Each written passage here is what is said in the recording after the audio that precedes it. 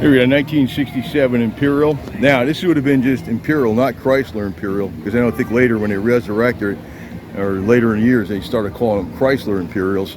But this was its own division back then. So, in 67, I believe it would have been a 440, 375 horse. Oh, wait a minute, this might have been the 350 horse. I'm looking at the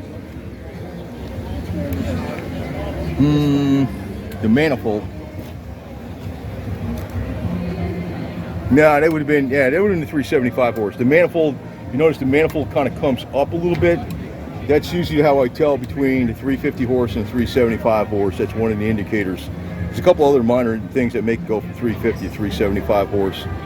I remember tuning up while it was Chryslers back then, 375 horse New Yorkers. This is an Imperial. It says Imperial right on it. In other words, it's its own division back then. Yeah, it competed with Cadillac, and personally, I think the Imperial was better than any of them, in my opinion. But I don't know. This was, a true luxury car to the hilt. You see under the hood, it looks all original, but the paint's been redone, the interior's been redone.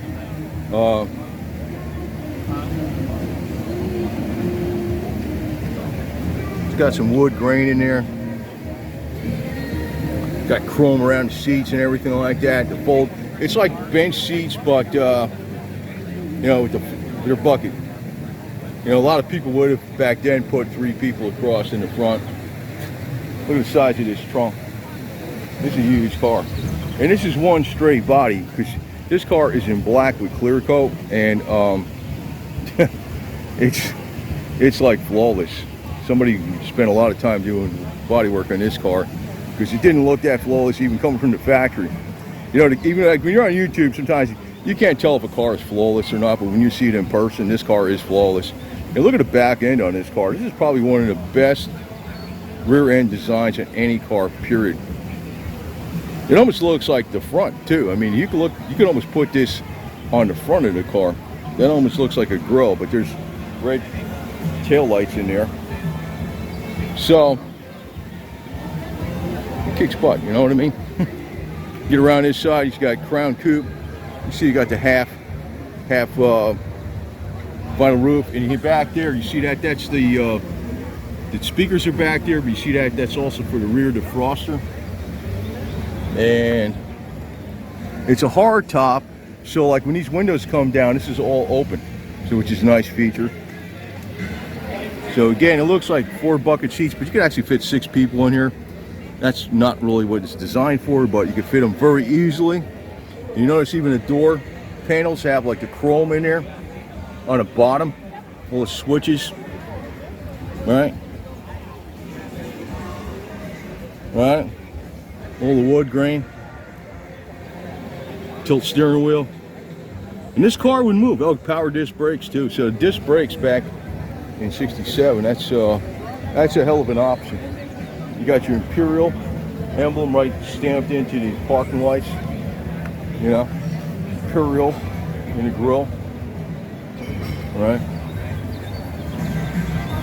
Looks like a real original Survivor, except for they did, the paint, excellent paint and bodywork, and the interior.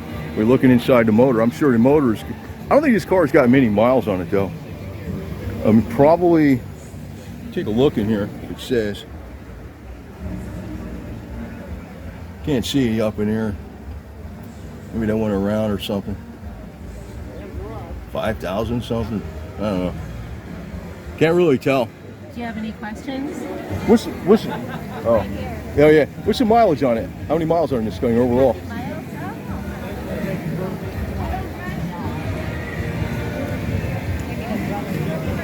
Looks like an original Survivor that's been redone with the paint and the paint was done, and then we did the interior, the seats. Yeah, because we got it out of Georgia and they were just toasted. Yeah.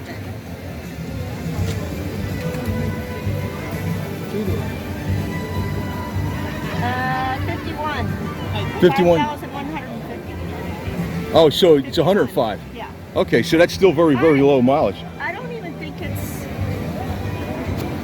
So the trip is it's 5150.2. So it's I bet it's. I don't. so it's probably 105, but that's low. Yeah. Yeah. So I found that the engine's got about at 95,000. They had to change the speedometer on it, so it's got about 95,000 original miles, which ain't nothing with this car. I remember a Roadrunner had 183,000 on it. And beat the hell out of it. It was still good. So. You got a buyer?